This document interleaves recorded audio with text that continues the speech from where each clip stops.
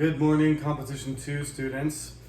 It is now week 8, and I think today we're going to pause once more from making progress in our textbook and do a little bit of feedback because I have talked about the Zoom lecture possibility, Zoom meeting.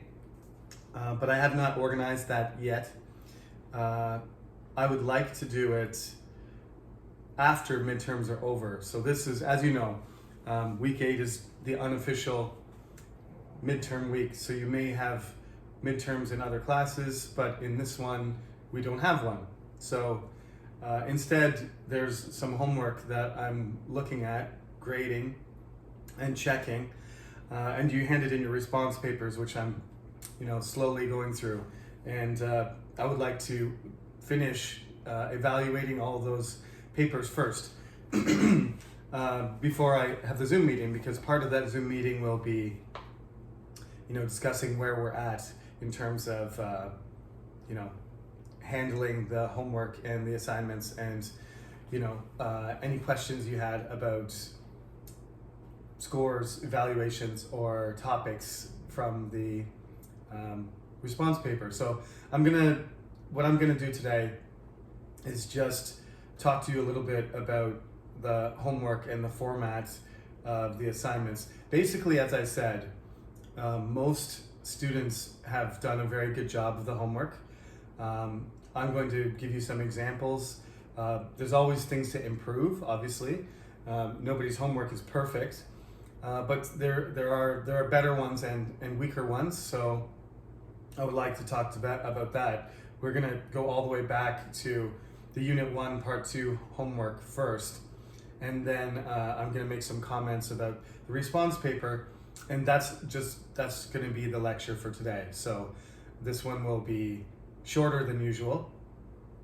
We'll get back in the swing of things next week in week 9. So I think what I'm going to do is schedule our Zoom meeting. I know it's late in the semester, but I'm very busy with all the classes. I'm trying to balance right now, so I think week 10 is the best time for us to do it. So I'm going to set it up. Anyway, there's 2 Tuesday classes and there's a Thursday class. So actually, I may do the Tuesday classes on week 9, and technically the Thursday class, if we do it in the same week, will be the start of week 10. But I will share the link and the date with you next lecture, and I will post it on the Cyber Campus so nobody's confused. Some people already asked me, is the Zoom lecture going to happen or not, or did I miss it? You didn't miss it. It hasn't been scheduled. Just hold on. Let's deal with week 8 first, and then we'll have our meeting, and we'll get to know each other a little bit. Okay? So here we go. Long time ago, over a month ago, you did some homework for me relating to the chapter about personality. The second part of that unit specifically focused on this idea or stereotype that some people say Chinese people believe in, but as I pointed out to you, many of my Chinese students have never heard of it, and I'm pretty sure it's not a very common practice today. So there may be people in China who do follow this idea, but certainly it's not, a universal Chinese thing. So the questions go like this. Who is someone you know with a big jaw? Now, this is not a question that's going to appear on the exam in any shape or form. This is just an open-ended question to see if you can write a proper sentence. This student said, one of my friends, whose name is something, has a big jaw, but it is her complex. That's a good sentence, except the wrong conjunction. You don't need to say, but it is her complex. It's not an exception to have a complex when you have, a concern about something in your body, some psychological fixation. I was never a big fan of my nose or my ears. When I was in high school, I was always sensitive about my skin because I had lots of skin problems. Some people's, everybody has their thing. Some people thinks their arms are too short or too long. So that's not but complex. It would be and it is her complex. And that is the thing that she's most concerned about, is that part of her body. So wrong conjunction, should say and. Who is the most creative person you know? My middle school friend, again, I'll omit the name. My middle school friend is the most creative person I know. Simple answer, no grammatical problem. What is a fragile object? A fragile object is easily broken, like glass, china, and so on. Yeah. Is that a definition, or is it are they asking you for an example? Two possibilities there. What is a fragile object? That means, what does it mean to be fragile? But a lot of students gave an example. So you could say it's not that clear. It's a little bit ambiguous. What is fragility would be a better way of asking for a definition. And give me an example of a fragile object would be better to ask for an example, right? Definition or meaning could be the noun that's related to the abstract idea, and specifically asking for an example would be the other one. So there was two ways of answering that question, but again, these are generally just sentence writing exercises. That's why we did these questions. When are you generous with money? When it comes to food, I become generous with money. Interesting answer. So when there's food around, all of a sudden you start buying food for everybody? Or does that mean you're buying food for yourself? Generous means spending for other people. Self-generosity is indulgence or greed. That's not the same thing. I wonder if this student really understood what the meaning of generosity is. So, you gotta be careful. Excuse me, I got a bit of a tickle in my throat. You have to be careful, of course, that you understand the word that you chose and how it's supposed to be applied. That's one of the best things about writing, is you may have read a word and you have to be aware of its context. But you may have just seen the word in one context. So you have to use words in order to be able to use them appropriately and effectively. This is why we practice. This is my favorite question that was asked. Who is a reliable person in your class? I haven't met the class yet, so I don't know who is reliable. Okay, but I'm in the class. Don't I count? You could have said Professor Sullivan is reliable. I'm in the class. I know I'm not your classmate, but I'm in the class. I'm part of the class, aren't I? Anyway, just a little joke there. In the Zoom meeting, that's one of the reasons we should have done it earlier. I was confused about the semester, to be honest. Online, offline, recorded, Zoom, half online, online until Chuseok. It looks like we're just going to remain online the entire semester, but really the university, the government, our administration was very unclear about what was safe and what was allowed and what the students wanted. So, back in July, I said all my classes would be in person, except for my large class, which is 60 students, in which we couldn't accommodate with social distancing. But I was pretty sure by the time September came that this is the situation. So we should have just made a plan, and then you would have been able to connect with some other students in your class. The good thing about writing is, the only way you would know the other students are reliable is if they showed up to class on time. I don't make people share their writing that often. That's why I'm just sharing this. This certain student, you don't know who this student is, whether it's a girl or a boy or a man, a woman, a freshman, a senior. You have no idea. So the person isn't going to be sensitive or nervous or shy about their writing. But you should share your writing, and you should get feedback.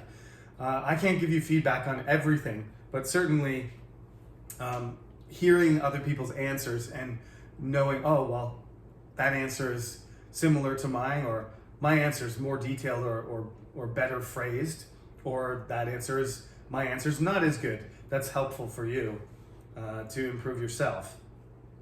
Okay, so I'll skip ahead.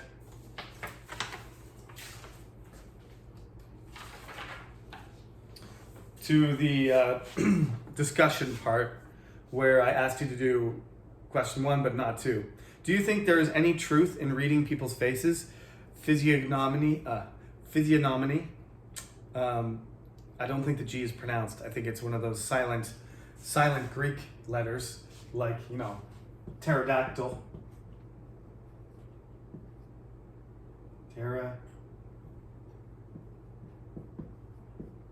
Pterodactyl?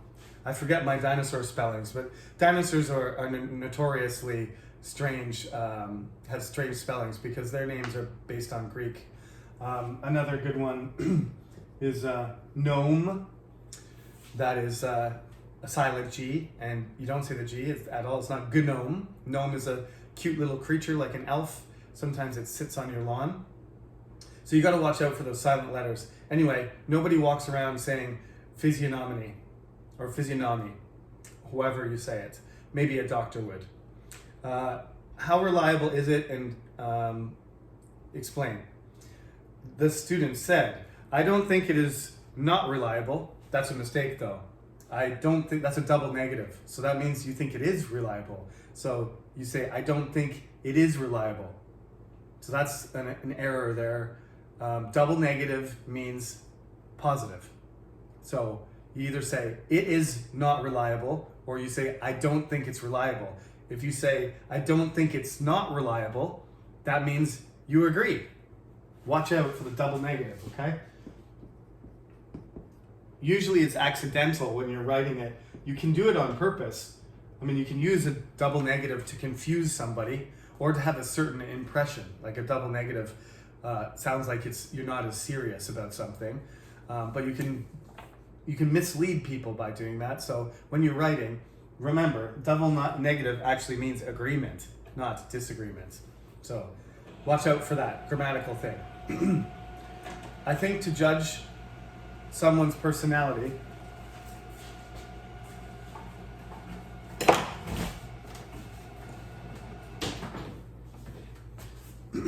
excuse me, I just had to unplug my all-in-one scanner because it's not gonna be quiet for like 2 minutes. It just starts spontaneously running checks, and it's very noisy. So excuse me there, I was just fighting with my printer. To continue, I think to judge someone's personality or to predict someone's life by the shape of the face is ridiculous. That's a strong statement. Even if some people look alike, they might have different personalities and lives. And even if they look different, they might have similar personalities. That's a very well-written, logical sentence. Straight comparison. It could be the opposite of what you think, or it could be similar, it could be different. There's no connection. Basically, the student is pointing out there's not any correlation there. Someone's characteristics are something that must be experienced, but not by appearance or the shape of face. Okay, that was pretty reasonable discussing point. You have to judge somebody based on experience. You observe their behavior, then you can know their personality. You can't just, see a picture of them and say, aha, diamond face, I know what you're like. That was pretty well argued. So that's like an example of a good discussion question answer. Like I said, when you're writing, avoid saying things like I think. Just say it objectively instead. But when it's obviously I'm asking you a question, it's fine to say I think to judge somebody, but you are qualifying and just saying it's my opinion. But when you're writing an argument, it's better to insist that what you're saying is the truth. Okay?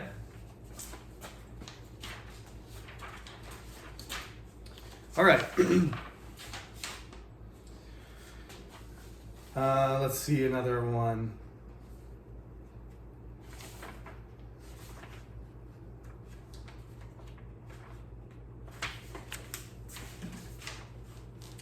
There it is. Okay. Another student's answers. Now, this student's answers are a little bit shorter, So not to say that that is a problem, but less detail and less support usually means that your argument isn't going to be as strong. That's sort of just a natural thing, right? Okay, so physiognomy is not very reliable because there are always exceptions, and people's faces change slightly as they get older. Okay, your bone structure doesn't usually change, but yes. In addition, I think life is determined by decisions people make, not a face from birth. So we should not hastily evaluate people based on physiognomy.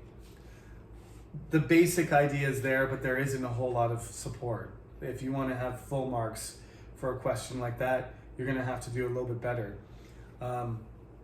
Faces changing slightly doesn't mean the general shape. The problem with the general shape is that nobody has a perfect diamond shape. So you're right, like if you get older, when you're a baby, you have a really round face. And as an adult, you have more of a triangular shaped face. That's because you have baby fat. It's not because the bones moved in your face. It's because you've lost weight, and your bones have developed. But generally, your skull is not going to change a whole lot. It probably has more to do with your diet and your condition of your health than your age in many cases. So, the better support here would basically be to say the categories are a problem. Right? It's a judgment call. Is Jeremy's face a round face or an oval face or a square face? It's none of them, actually. My face doesn't match any of them. So how can you say I'm a square face personality? You're only going to say that because you think the characteristics of a square face match my actual personality, which you've judged. So depending on what you think my personality is like, energetic, impatient, honest, thoughtful. I don't know. I'm picking good things mostly. Impatience not that good, but aggressive, rude. Those all you can group all of these qualities together, and then if you're trying to decide triangle face, square face, oval face, round face, you're probably going to just be like, oh, he must be his head is kind of squarish, and that's what square-faced people are like. So you're just going to make a false, you're going to make your own match based on what you observe. So the first student's, observation that experience and looking at behavior is more important than appearance. I think that's a very logical and essential point to make if you're going to convince somebody of your argument.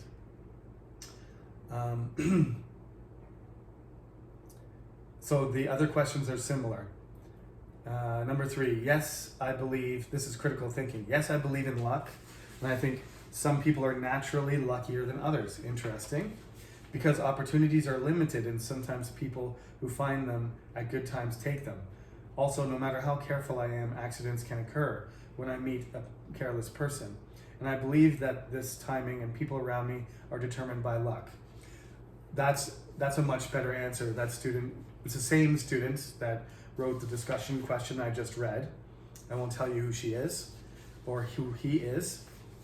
But timing and randomness, if that's what you consider luck to be, that there isn't some sort of angel or magic or, supreme being, God, watching over you and making sure things go well or they don't. If you think that things just happen because there's a lot of people, so there's a lot of random events and we can't control them. And when good events happen, you either have a chance or you don't.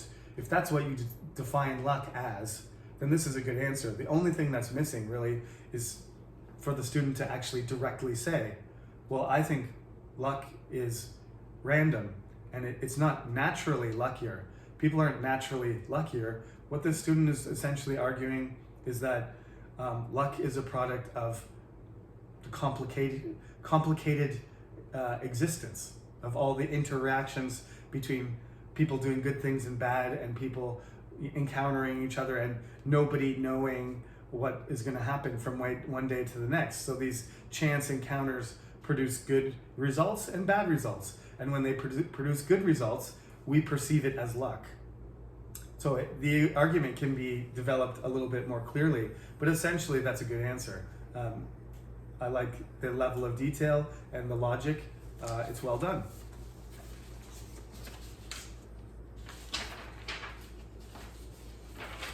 So for the homework, that's what I'm looking for, because those are the types of answers. I pointed out some, grammatical mistakes and some logical mistakes and some answers that are lacking some support. These are major things to consider, because on the exam, I'm going to ask you similar type questions based on a passage that I include, right? One of the major things in this class is reading passages, understanding them, and being able to comment, being able to criticize them and discuss them.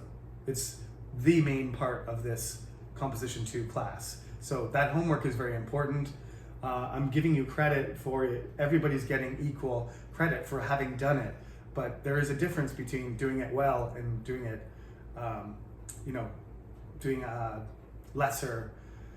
making less effort and doing a poor job of those questions. Those questions that I had, generally they had some problems with them, but those are basically good answers. So if you made a similar level of effort, multiple sentences, and you gave reasons or examples supporting your opinion, then you're on the right track, to be able to handle the questions on the exam. Okay, so as I said, I'm going to go over in more detail the response papers because I've only read a few. And the only ones I've read are from the Thursday section because your papers came in first. So soybeans is the topic for one of these that I have in my hand. And the other one is onions. And the third one is maize, in other words, corn. Now, the best thing about these three papers by these three different students is there is an introduction of the history, and then there's analysis of some sort of perspective on each food, of each raw food, right? So the students did a good job of introducing, tracing the origin, and then transitioning in the second paragraph to making some relevance to their discussion. Why are we talking about soybeans? Well, we need to use some positive things of soybean actively because soybean is an eco-friendly food. It has a lot of protein, so soybeans can replace parts of meat. Here's a quote from Harvard researchers saying that there's an urgent need to reduce meat consumption and get protein from plant sources that would drastically help to meet climate targets. So there is a topic sentence there. We need to use some positive things of soybean actively because soybean is an eco-friendly food that provides protein. There's one thing missing in that topic sentence, but this student has the right idea. That topic sentence just needs that other detail to be complete. And then there's some research showing that soybean makes soil more fertile. The roots of soybeans lives with bacteria and it absorbs nitrogen. And so it has a lot of advantages in terms of its nutrition benefit, and its positive impact on the environment. That was a really well done paper. Okay, onions. Do you like onions? Onions taste spicy or sweet when they're cooked. Perhaps somebody hates onions. When I was young, I hated onions. And other people love it. If you want to cook healthy, you should put it in. Onion is a basic ingredient for many cuisines. Onions are the oldest vegetables in the world and perhaps politically important in some countries. Interesting argument. So this student basically made 4 paragraphs. That's the introduction. And there's a conclusion as well. This structure is something this student, who is not a freshman, has likely learned from other classes. So the introduction, the introductory paragraph and the concluding paragraph were not necessary.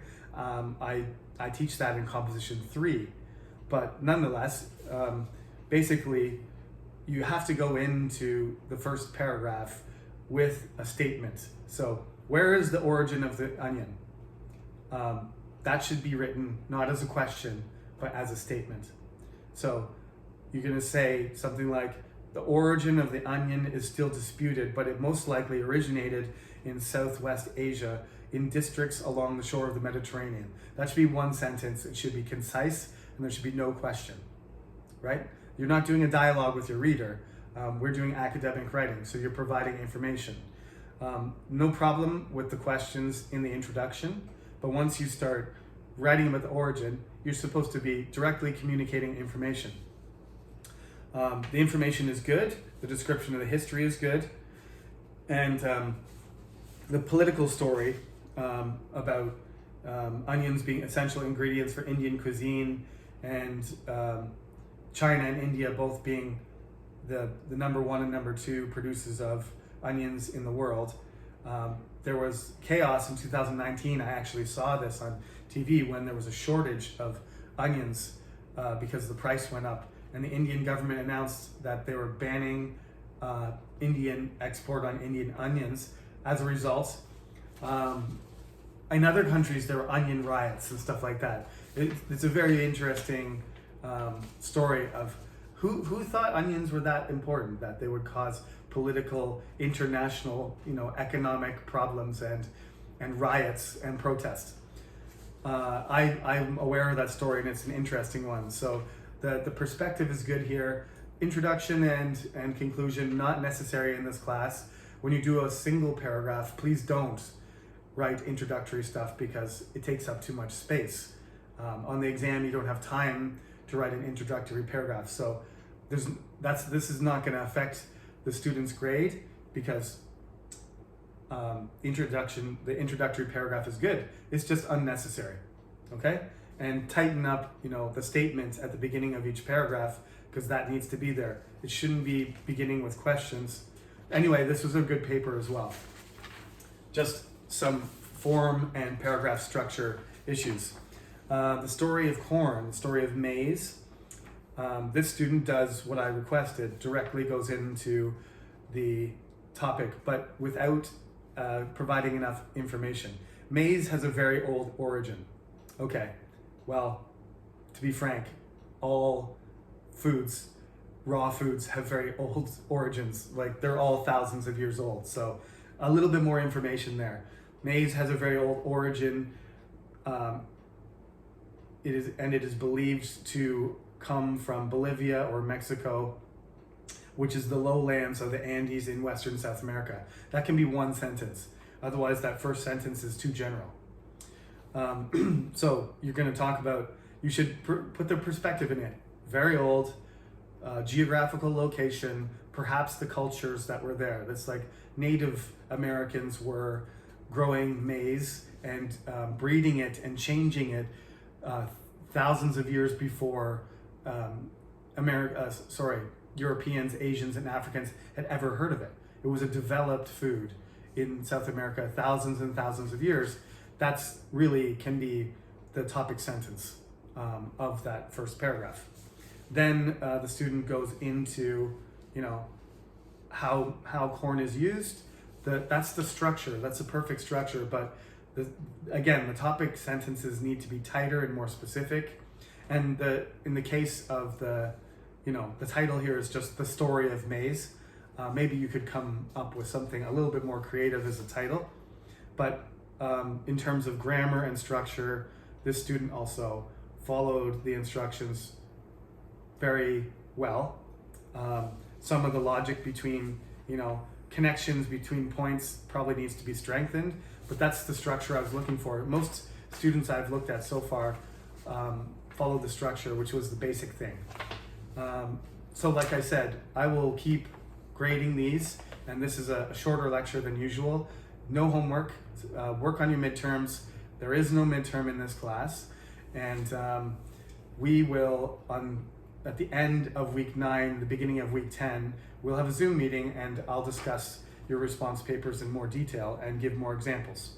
So for now, have a good weekend and good luck with your studying. I'll see you next week.